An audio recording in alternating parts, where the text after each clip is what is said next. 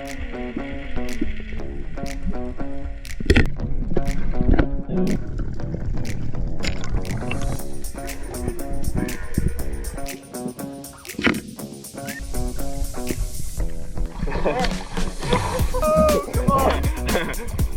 the ceviche, pick the bowl up and start drinking.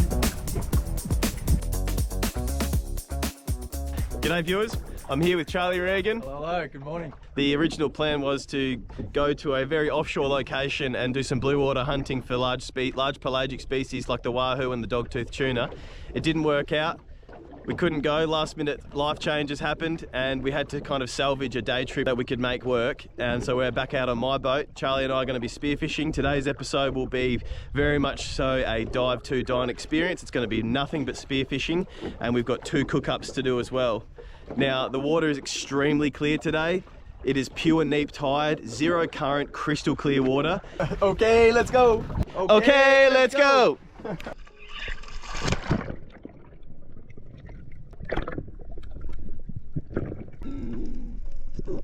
I make my first drop of the day.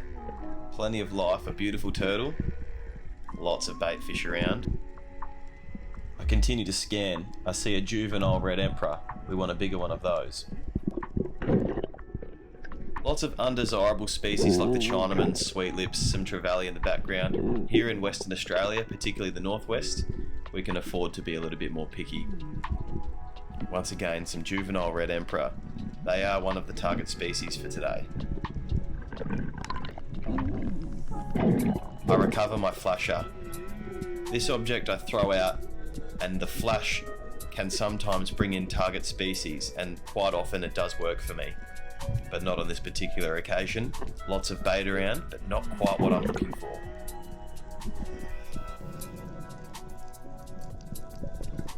I've heard Charlie's gun go off, so I make my way down to investigate. Shark coming in, I have to get rid of it.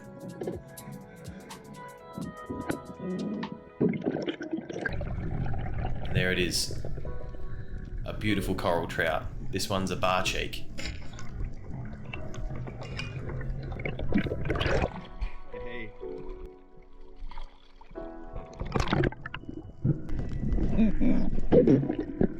Down I go again to recover the flasher. These bait schools are truly fascinating. It's so thick in number, yet completely unbothered by predators. Perhaps being neap tide with no current, they feel a lot safer due to the lack of predators. It truly is very interesting to me just to see the nature of the way these fish get around when there's no predators nearby. They're so unbothered.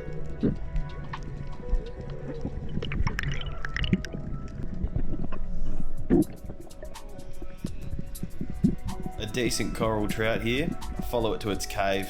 Not quite the one I'm looking for. And here we go. Yes, target species acquired. The black spot tuskfish or bluebone.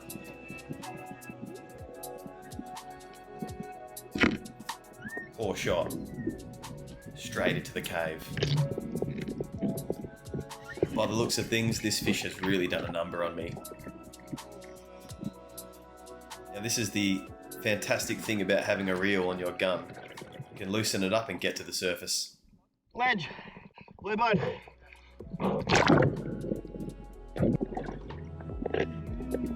First attempt. This thing is really in there. I have to come back up for air.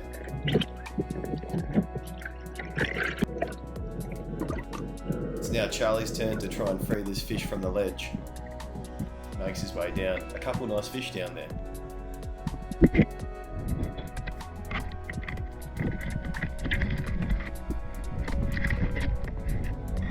Unfortunately, the shaft tears out of the fish. By the looks of things, the shot actually went through a non-vital part of the fish and it's most likely going to survive.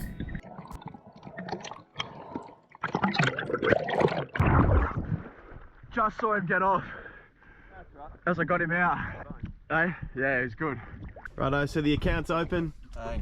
Charlie's got a decent trout. We have a little eating size trouty. There you go. And we will eat that. That will be our fish taco this afternoon. Yeah, happy, nothing wasted. It's good. This here is coral trout. It's a bit of a fancy ceviche today. We normally use, I don't know, lesser high standard table fish for ceviches. But today all we've got is coral trout. So it's just been curing in a lime and vinegar mix. And it's got that nice color to it. You can see that it's opaque. It's gone a little bit cooked on the outside. And that is just a chemical reaction. This is the ceviche mix. I reckon the whole lot goes in, eh? Yep. Yep. Nice ratio.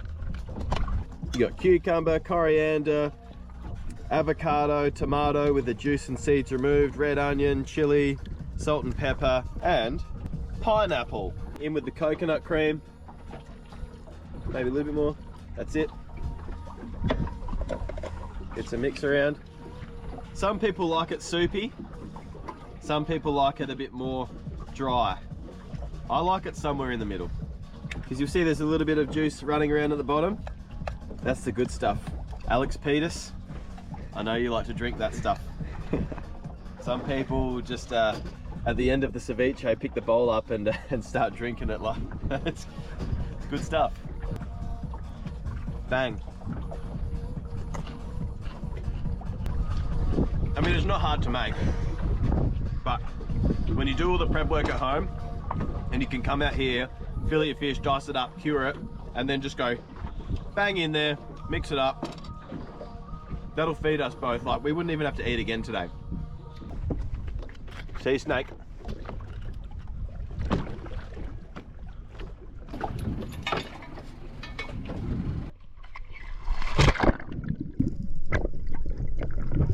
I take my first dive on a pretty promising looking spot. And there it is, the fish that I've been looking for, the red emperor.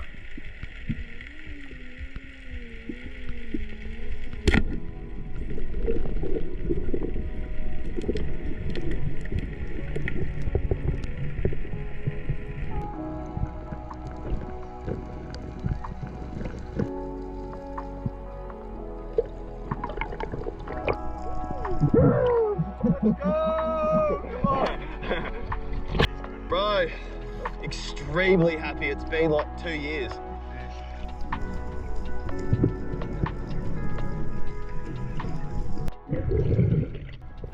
Charlie takes his dive on the spot.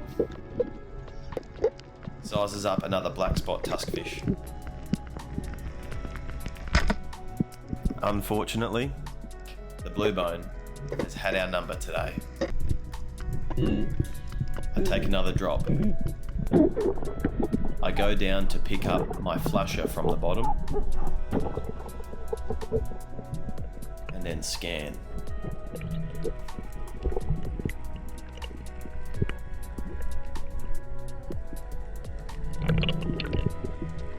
There it is, a very solid coral trout.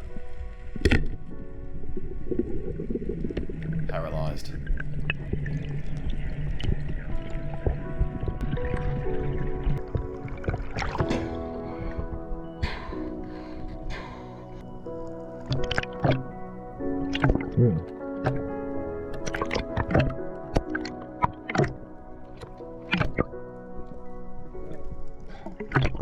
Here we go. Been a long time between reds for me. It's not by any means the biggest one, but they say these are the best eating.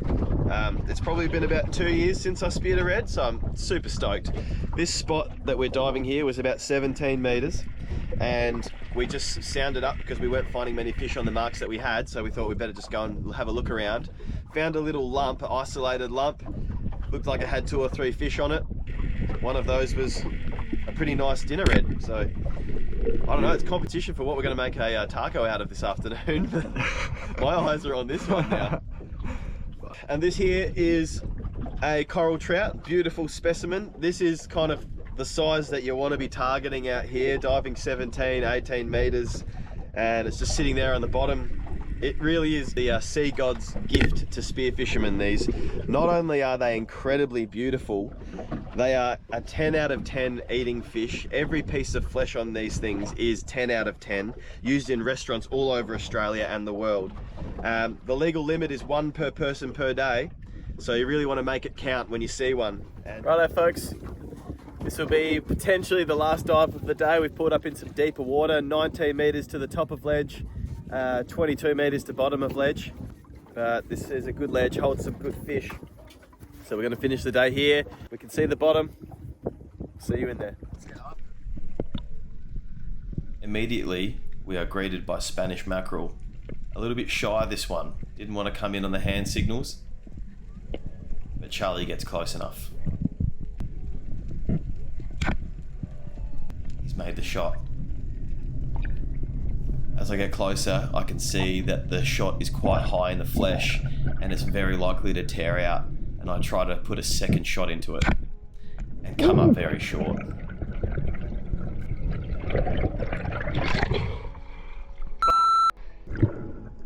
In situations like these, it's very important to remain calm. My priority right now is to just load this gun and not even look at the fish.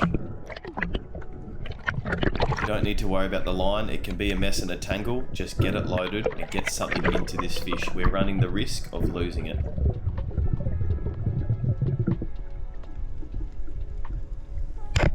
The shot is good. A massive relief.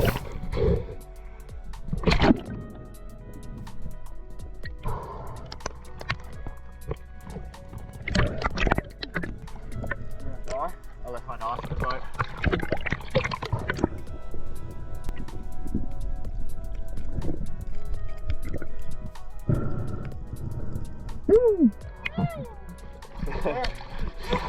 I had to reload the second shot.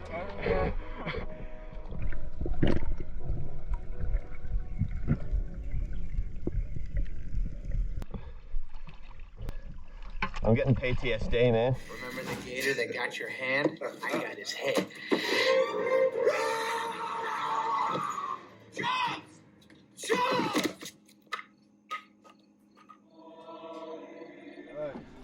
One solid Spanish mackerel. Pretty stoked. Nice and close. Scotty's taking us to the last spot of the day. We pretty much jumped down, and as soon as we got in, we just saw a school of about 4 or 5. This is probably the biggest out of the school, and yeah, managed to pluck him. Shot him a bit high, and he took off like a rocket. So Scotty come in, put in the second shot, and we landed it. So A second shot. yeah, that's it. Had to do a quick reload. Bloody stoked. Excellent. Well done, mate.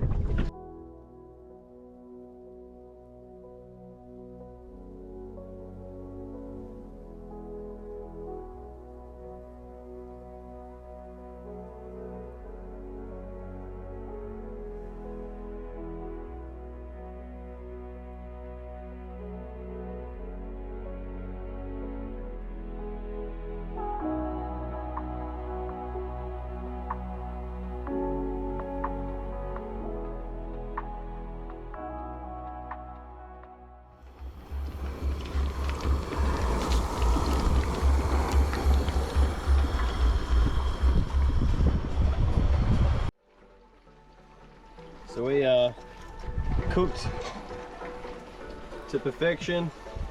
That is crisp. My fish taco. Give us a rundown of the sides, mate. So this is just pickled red cabbage.